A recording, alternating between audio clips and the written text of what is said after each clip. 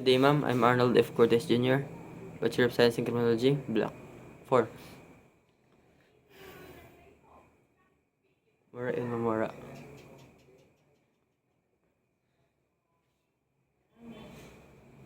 Tanggol.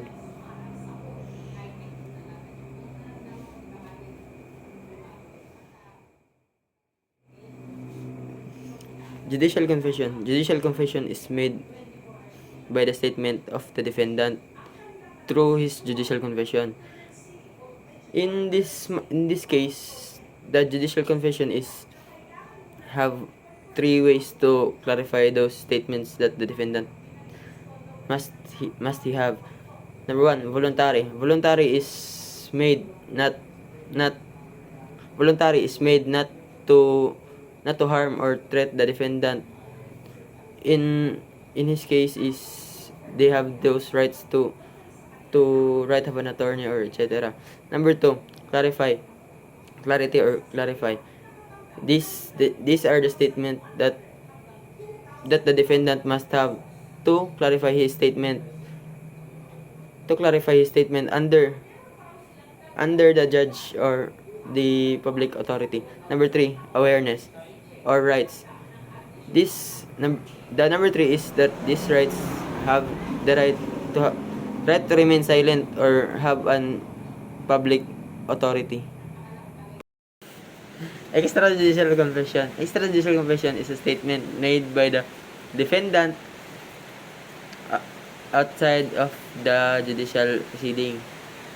In such case, there are involved of three or more parties, such as police, family, friends, or conversation committee on the commission of the crime. They have the extrajudicial confession is they have one who can volunteer to elaborate who are the parties that involved in the crime, or who are even other parties who involved for it. Instrumental witness. Instrumental witness is a witness who placed a key role testimony to a defendant which may cause to be convict. That the term instrumental is like to classify the certain evidence for his guilt. The other term is to clarify the crucial part that the evidence have seen in the crime scene or etc. So in this part which may seen have crucial to the witness for being abducted or neglect to be a witness. Biased witness.